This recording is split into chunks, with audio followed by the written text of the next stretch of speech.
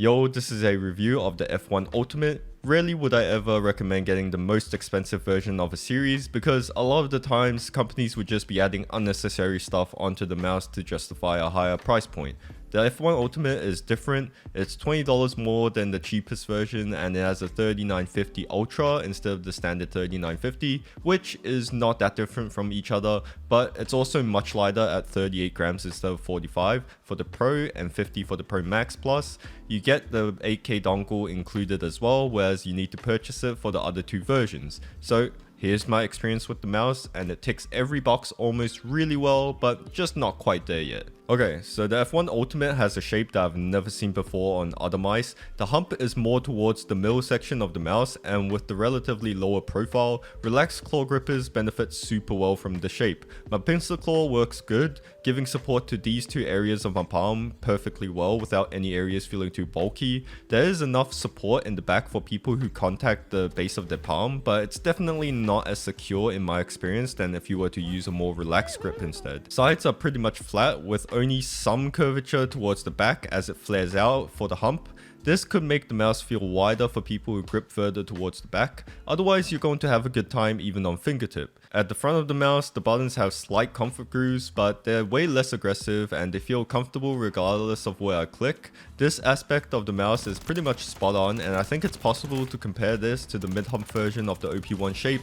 It's versatile, allowing any grip types to work solid. The mouse is longer yet narrow, which accommodates a wider variety of hand sizes. Shape is great. The F1 Ultimate sports the Omron opticals, which are the best optical switches in terms of feel. They don't feel cheap, they're consistent and delight. I will say though, the implementation on the F1 Ultimate is slightly stiffer compared to other implementations of the Omron opticals like the Sora V2s, but they're still plenty light and you'll have no problem spamming them. They're just not at the level of feather click status, that's all.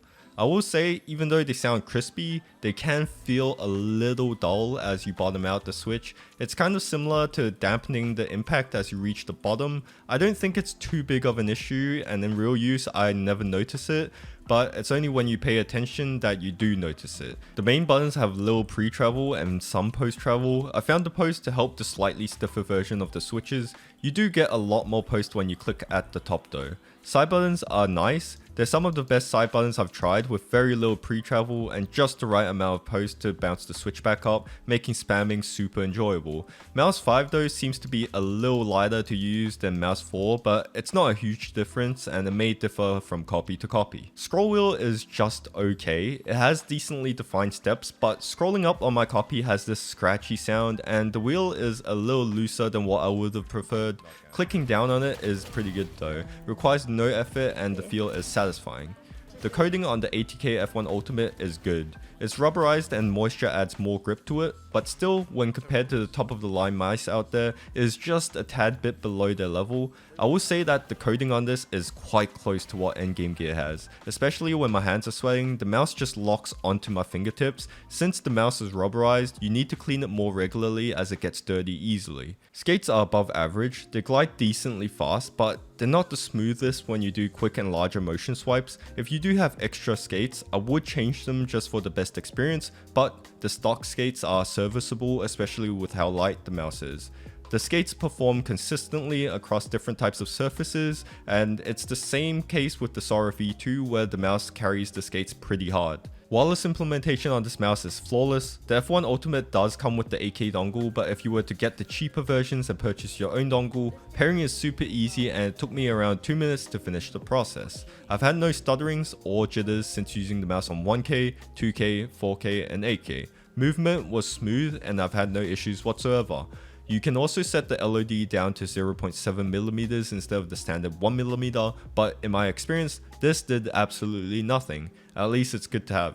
Battery is also average, what you would expect with 2 days on 4K and 8K, 4 to 5 days on 2K, and only slightly worse on 1K with just under 2 weeks.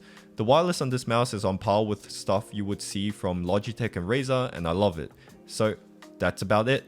If you want good value, this mouse easily takes the cake in my opinion. You're not spending too much, but just enough to get the best bells and whistles. Performance is good, shape is insane. I think this one's hard to beat.